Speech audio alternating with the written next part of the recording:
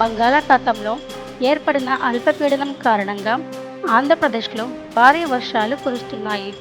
దక్షిణ కోస్తా మరియు రాయలసీమ జిల్లాలో ఇప్పటికే ఓ మోస్తారు నుంచి భారీ వర్షాలు పడినట్లు నివేదికలు ఉన్నాయి. ఈ వర్షాలు మరిన్ని రోజులు కొనసాగే అవకాశము ఉంది.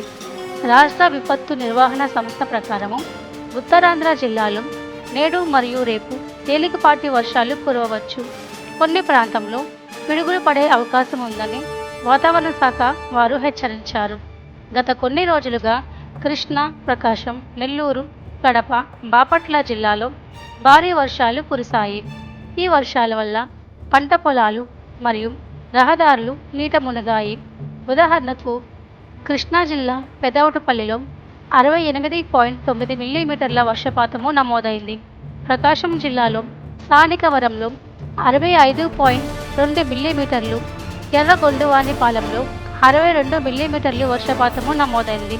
విపత్తు నిర్వహణ సంస్థ ప్రజలను అప్రమత్తంగా ఉండాలని, పిడుగులు పడే ప్రమాదము ఉందని, ఈ నేపథ్యంలో చెట్ల క్రింద మరియు బహిరంగ ప్రదేశంలో ఉండరాదని సూచించింది. రైతులు తమ పంట పొలాలపై ప్రత్యేకమైన జాగ్రత్తలు తీసుకోవాలని, అవసరమైన చర్యలు చేపట్టాలని కోరింది.